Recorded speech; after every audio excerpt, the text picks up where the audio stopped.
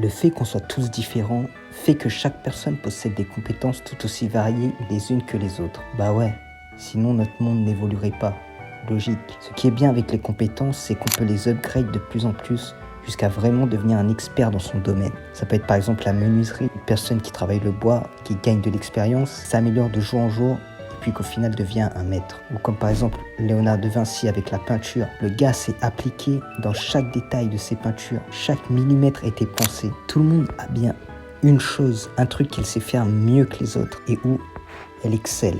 Chacun a cette force en lui. Et ça va passer par tout un tas de processus. Si jamais tu ne sais pas ce pourquoi tu es vraiment fait.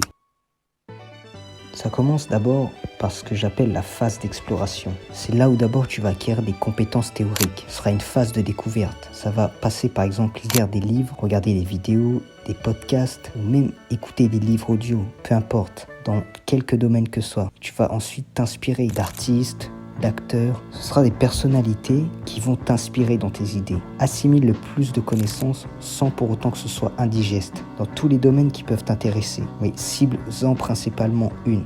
Si on prend l'exemple de Hippo dans l'anime Hajime no Ippo, il découvre que la boxe c'est vraiment sa passion. Et chaque jour il s'est entraîné dur, il s'est surpassé. Avant chaque match, il analysait le combat de ses adversaires ou des autres boxeurs afin de gagner en expérience et aussi d'établir une stratégie afin de trouver un contre. Il a amélioré le concept de Dempsey Roll. Il a ajouté et affiné son style. C'est cette mentalité-là qu'il faut rejoindre. Aussi, si on prend le cas du rappeur Travis Scott, si au cas où tu le savais pas, il s'est beaucoup inspiré d'un autre rappeur qui est Kid Cudi. De par sa vocalité, l'univers qu'il a installé, s'est inspiré.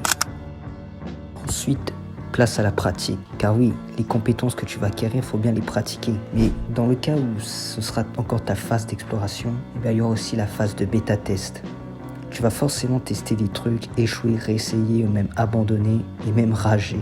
Mais tu dois toujours continuer à chercher. Tu vas être en mode scientifique. J'aime bien appeler ce mode Tony Stark. Parce que tu vois, justement, Tony Stark a testé plein d'armures. Il a commencé avec une armure éclatée afin de pouvoir optimiser justement l'armure qu'il a aujourd'hui. C'est en tentant, en faisant toutes ces expériences, en ratant, en échouant, qu'il a pu parvenir à son but. Donc c'est un peu la même idée. Tu dois varier les expériences, découvrir tes réelles passions, centres d'intérêt. Ensuite, tu vas les classer pour savoir lesquels seront tes passe-temps, tes hobbies, ou bien celles qui seront vraiment tes passions et te donner à fond dans celles-ci. Ensuite, il y aura la phase de build, c'est-à-dire que tu vas t'informer sur les domaines où tu veux développer tes compétences. Intéresse-toi plus en détail aux différentes méthodes que tu pourrais appliquer pour prendre plus d'expérience et monter en niveau, et ainsi performer. Être plus efficace, ça peut être par exemple, si tu aimes bien le montage, tu vas apprendre à mieux dérush tes vidéos. Tu vas apprendre à donner de l'ambiance avec des visuels styles. Par exemple, tu prends un animé, un film, un jeu vidéo, bref, ce que tu veux, ce qui t'inspire.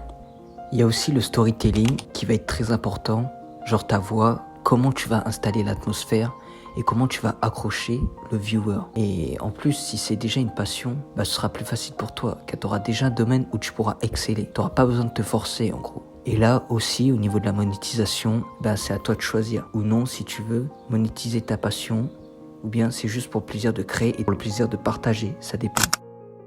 Bon voilà frérot, tu t'es bien formé comme un barge, t'as pris le maximum d'informations pour exceller et devenir un monstre dans ton domaine, t'as pratiqué jour et nuit, et maintenant c'est le moment de passer en plus ultra. En fait, le truc ce sera de garder une constante.